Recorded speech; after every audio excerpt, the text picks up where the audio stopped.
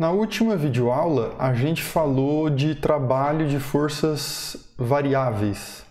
Aí eu usei aquele exemplo de um gráfico para mostrar que o trabalho para uma força constante que a gente calcula fazendo a força vezes o deslocamento, F vezes ΔZ, por exemplo, é o cálculo de uma área no gráfico de força por posição. Então a extensão lógica desse cálculo de uma área é a gente fazer a integral que vai ser usada quando a gente tem uma força que pode ser variável. Então eu vou fazer primeiro aqui dois exemplos de forças que a gente conhece bastante para mostrar para vocês como que funciona essa relação da integral com o cálculo que a gente vai fazer.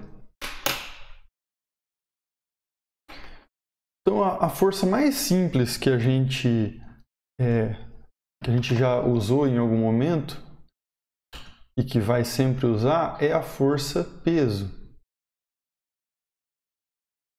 que eu posso chamar ela de F igual a mg, e se eu quiser ser mais específico, eu posso colocar um sinal aqui assim, em que eu estou dizendo com esse menos que negativo é para baixo, já que todo mundo sabe que a gravidade está puxando para baixo, então esse menos já fica implícito que é isso que eu estou querendo dizer. Então essa força aqui não é uma força que varia com a posição. Quero dizer, se você vai cair de uma altura de 400 km até o chão, aí essa força se torna variável. Mas de toda forma aqui eu estou pensando na situação mais simples, que é uma variação não muito absurda, né, dessa distância. Uma variação de metros, até algumas centenas de metros, a gente pode assumir com ótima aproximação que a gravidade não muda e que, portanto, a força peso vai ser uma constante. Mas ainda assim, como que fica o cálculo do trabalho realizado por essa força se eu quiser usar uma integral para fazer? Então, primeiro, só para a gente ter uma referência, então isso aqui é um eixo Z. Aí eu vou dizer que aqui eu tenho uma altura Z0 inicial e aqui eu tenho uma outra altura Z1, que é uma altura final. Então, calcular o trabalho para levar um corpo de Z0 até Z1 é calcular quanta energia eu vou precisar gastar para, vamos dizer assim, vencer essa força-peso que está puxando o corpo para baixo, né? Então, se eu calcular o W para ir de Z0 até Z1, isso aqui vai ficar a integral de Z0 até Z1 de f dx. Aqui eu estou chamando, eu coloquei dx, mas como eu estou colocando no eixo ali dz, eu vou chamar de dz. Só é importante que vocês entendam que é a mesma coisa. O que interessa é que esse cara aqui represente um incremento em um comprimento, né? A letra com a qual eu vou chamar ele não é muito importante. Então, como a força está ali em cima, é menos m vezes g, eu vou colocar ela aqui, para a gente fazer bem devagar e todo mundo acompanhar. Então, menos mg dz. Mas m, a massa do corpo, não varia com a posição, isso é uma constante. A constante g, que é a aceleração da gravidade, também não varia com essa altura, por isso que é importante lembrar que eu estou falando de uma variação modesta, né, da altura. Essa queda aqui, tecnicamente isso aqui poderia ser o chão, aqui poderia ser a Lua. Daí não faz sentido você assumir que a gravidade é constante. Mas aqui faz. Então, essas constantes saem para fora da integral e eu fico só com a integral de Z0 até Z1 de dz. E a integral de dz vai dar simplesmente z. Então, olha lá. Então, quer dizer que esse trabalho aí vai dar menos mg que multiplica o z variando de z0 até z1. Então, isso aqui vai dar menos mg z1 menos o menos mg z0. Dizendo de outra maneira, isso aqui vai dar menos a variação da energia potencial. O que deve ser esperado, porque a gente tem que a energia mecânica total E é igual a T mais U.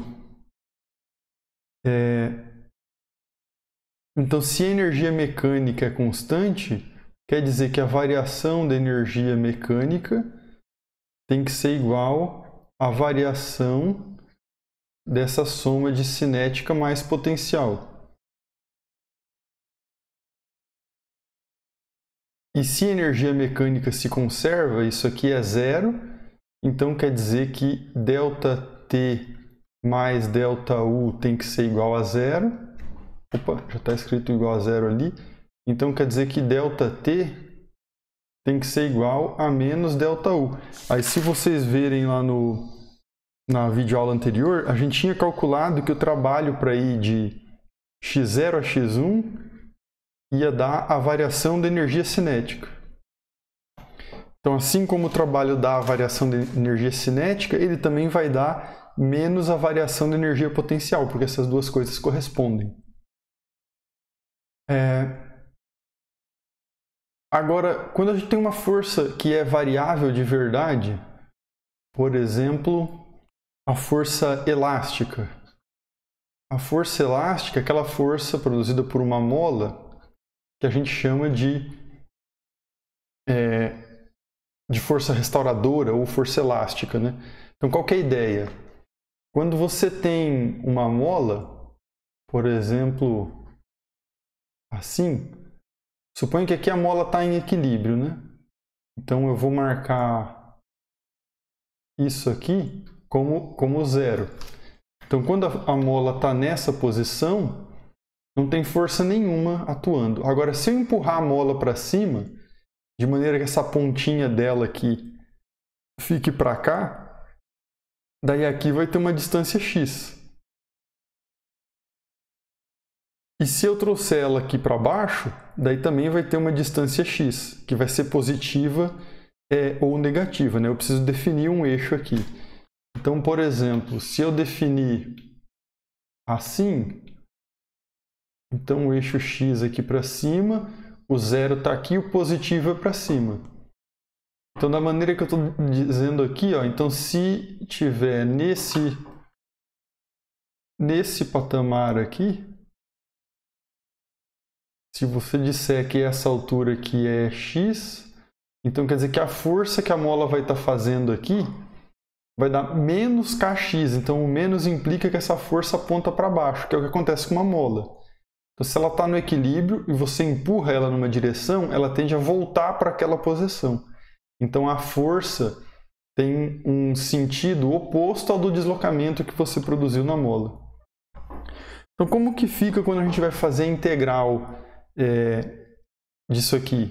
Então, para calcular o trabalho para levar um corpo que está preso nessa mola, ou levar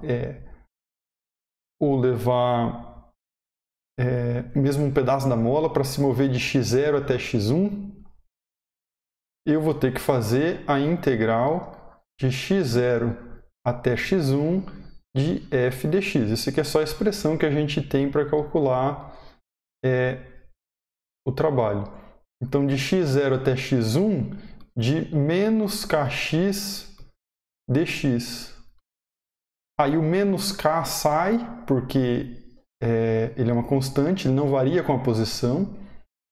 E aqui eu tenho a integral de x0 até x1 de x vezes dx. E aí, quem lembrar, teve uma videoaula lá para trás em que eu falei que a integral de x elevado a n dx é igual a x elevado a n mais 1 dividido por n mais 1. Então, nesse caso aqui, ó, o n é 1, que é o expoente que está aqui. Então, isso aqui vai dar menos k, que multiplica x ao quadrado sobre 2, variando de x0 até x1. Ou, dizendo de outra maneira, o trabalho para ir de x0 até x1, deixa eu escrever isso aqui mais para baixo. O trabalho para ir de x0 até x1 vai ser igual a... Posso deixar aquele menos ali em evidência, assim? Então vai ficar k x1 ao quadrado sobre 2 menos k x0 ao quadrado sobre 2. Então você está vendo que aqui tem a subtração entre dois termos. Então, cada um desses termos representa uma energia potencial, mas que não é uma energia potencial mecânica, é uma energia potencial elástica. E essa energia potencial elástica eu escrevo ela assim. É uma energia U, que é a função da posição, que é k x ao quadrado sobre 2. Isso aqui é energia potencial elástica, então. Então, esses dois casos aqui são bastante simples. São as duas forças mais simples que a gente pode escolher trabalhar, que é a força-peso, no regime em que eu posso assumir que ela é constante, e a força elástica, que também é uma ótima aproximação se eu não estiver estragando a mola, né? Então, se você estiver empurrando, puxando pouco a mola, isso aqui vai valer bem certinho. A gente consegue fazer isso fazer uma medida disso aqui no laboratório e funciona com boa precisão. Agora, claro, se você exagerar aqui, esticar demais a mola e começar a deformar ela, daí isso aqui não vai valer. Então, mas além desses limites, dessas situações em que a gente vai estar quebrando alguma outra regra e daí essas equações vão parar de funcionar, eu queria falar sobre forças conservativas e não conservativas. A gente falou de conservação da energia, e conservação da energia, quando a gente escreve que energia mecânica é T mais U, né, como eu usei aqui no exercício anterior, na discussão anterior, eu estou dizendo que energia mecânica é composta de dois termos, que é a cinética e a potencial. E aí, se eu faço, vamos dizer assim, se eu estou implicando na equação que a energia mecânica se conserva, então ela não varia, essa variação aqui dá zero, e aí isso implica que a variação da cinética é a potencial. E a gente sabe que na realidade as coisas não são exatamente assim, porque num punhado de situações a gente tem forças dissipativas. Então, quando eu tenho forças dissipativas, não é que isso aqui não funciona, é que deveria ter algum outro termo aqui que depende do tempo. Então, o que eu quero dizer com isso é que se, por exemplo, você está freando o seu carro, aquela energia cinética está sendo consumida pelo freio do carro, e aí isso não está virando energia potencial. Então, quando a gente vai tratar situações reais, muitas vezes a gente tem um outro termo que a gente acrescenta, e aí por isso essa relação aqui ela não pode ser aplicada de uma maneira tão simplista ou simples quanto a gente está fazendo aqui. Aí eu separei aqui alguns exemplos só para mostrar para vocês algumas situações onde a gente tem forças ou energia dissipativas, né? Energia sendo dissipada. Então veja só, nessa foto aqui é uma imagem da parte da frente do meu carro depois de eu ter usado ele para ir na universidade e voltar. Aí você vê que o capô está todo vermelho porque ali tem calor sendo dissipado, né? Então é claro que quando eu estou falando do carro, eu não tenho só energia cinética e potencial. Você está tirando energia do combustível, está fazendo uma série de reações e processos ali. Mas o que eu queria ilustrar é basicamente isso aqui, ó. Então, no freio do carro, né, aqui vocês estão vendo uma imagem lateral da roda do meu carro, o disco de freio, né, que é onde tem frição, atrito, para reduzir a energia cinética do veículo, né, é isso que a gente quer. É para isso que a gente inventou o freio. Então a gente tem um aumento grande de temperatura, e essa temperatura virou um tipo de energia que não é energia potencial.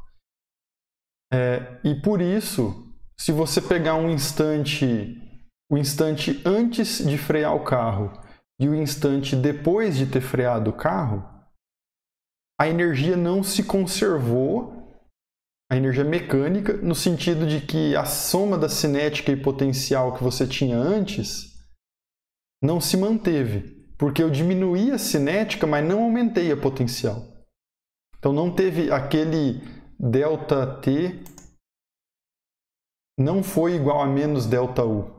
Aquele ΔT pode ter acontecido com o ΔU sendo zero, e o ΔT pode ter sido calor que aqueceu o disco de freio do carro. Então isso ilustra uma situação em que eu tenho uma força que é dissipativa. Então a gente chama de força dissipativa quando eu tenho algum tipo de força que ela só retira a energia do sistema, ela não coloca de volta. Então se eu estou subindo uma subida com o meu carro, aí eu posso ter que acelerar um pouco mais, né? Então eu vou mandar mais combustível para o motor vai extrair mais energia do que quando ele não estava subindo, e aí eu vou subir. Na hora que eu vou descer essa subida, parte dessa energia que o carro gastou para subir, a gravidade, vai meio que devolver essa energia para o carro. Então isso é uma situação, falando da energia potencial gravitacional, então é uma energia que ela te cobra um preço, mas depois ela te devolve, né? Então, você paga esse preço para subir, mas recebe isso de volta para descer. Agora, uma força dissipativa, como as várias que vão aparecer no carro, as várias formas de atrito, né? Atrito do carro com o ar, dos pneus com o chão, se você frear, o atrito das pastilhas de freio com o disco. Em todas essas situações, você tem uma força de atrito que ela é dissipativa, ela está retirando energia mecânica do sistema e é uma energia que não vai voltar. Então isso tem umas implicações bem interessantes para todo o processo de conversão de energia, e vocês vão ver isso um pouco mais em Física 2. A gente tem na física, e estuda um pouco disso em física básica, que são um conjunto de leis da termodinâmica que dão algumas informações sobre esses tipos de processo de transformação, né? Mas, de todo modo, o que eu queria ilustrar aqui é que forças como a gravitacional e a força elástica são forças que você consegue calcular uma energia potencial associada a elas, e aí dessa energia potencial você pode obter... essa variação de energia potencial é o que dá origem a essa força. Então, existe a força da gravidade para baixo porque a energia potencial nossa é menor quando a altura diminui. Então, as forças que a gente diz que são conservativas são todas forças que estão associadas a uma expressão para a diferença de potencial. E como que funciona isso? Então, se eu tenho uma energia mecânica que é a cinética mais potencial, e eu tenho uma energia potencial que depende da posição, como é o caso da gravitacional e como é o caso da elástica que a gente calculou antes, então eu tenho uma energia mecânica aqui que não depende do tempo. É isso que é meio que o importante para nós. Então, se não depende do tempo, então quer dizer que em qualquer tempo essa energia é a mesma e por isso ela se conserva. E toda vez que eu tenho isso, eu tenho uma energia potencial que depende da posição, assim, eu posso calcular qual é a força F de x associada a essa diferença de energia potencial, fazendo a derivada, fazendo d dx dessa U de x. Então, o que eu quero dizer com isso? Se a força é, por exemplo, se a energia é, por exemplo, a energia potencial elástica, meio de kx ao quadrado, então quando eu fizer a derivada dela, vou deixar o menos aqui, aí eu vou fazer a derivada de dx de meio de kx ao quadrado. Aí é importante lembrar que o meio de k é uma constante, isso sai para fora da derivada, então fica menos meio de k. E aí eu vou ficar só com d dx de x ao quadrado. E se vocês se lembrarem, eu falei em uma outra aula lá atrás que a derivada de x elevado a n com relação a x é nx elevado a n menos 1. E é isso aqui. A gente chama isso aqui de regra do tombo, né? Então derruba o expoente aqui e subtrai 1 do expoente quando eu vou derivar um polinômio. Então, a derivada de x ao quadrado é uma situação em que eu tenho o n valendo 2. Então, vai aparecer o 2 aqui, eu repito o x, e aqui vai ficar 2 menos 1, que é 1. E aí, esse 2 vão embora. Então, a gente obtém com isso aqui menos kx. Lembrando que isso aqui é f de x, né? Então, f de x igual a menos kx, que é a força elástica, né? Então, se você tem uma força conservativa, você pode pegar a força e integrar, como a gente fez aqui, fazer a integral da força, que é calcular o trabalho, e com isso você obtém uma expressão para energia potencial. E se você tiver a expressão para energia potencial, você pode derivar ela, como eu estou fazendo aqui, e aí com isso você vai obter uma expressão para força. Forças dissipativas, como algumas dessas que eu ilustrei aqui no carro, são forças em que você não tem esse cálculo para fazer. São forças que só retiram energia do sistema, elas nunca colocam. Eu quero dizer, quando você freia o carro, você está necessariamente transformando a energia cinética do carro em calor nos discos de freio. E quando você faz isso, esse processo não é reversível. Você não consegue pegar aquela energia de volta e devolvê-la para o carro de alguma forma. Então é por isso que a gente precisa ter uma separação clara entre o que são forças conservativas, que são forças associadas a um potencial, o de x, que só depende da posição, e forças dissipativas, que por enquanto a gente pode entender como todas as forças que de alguma forma vão produzir calor, vão produzir uma perda de energia que a gente não consegue reverter.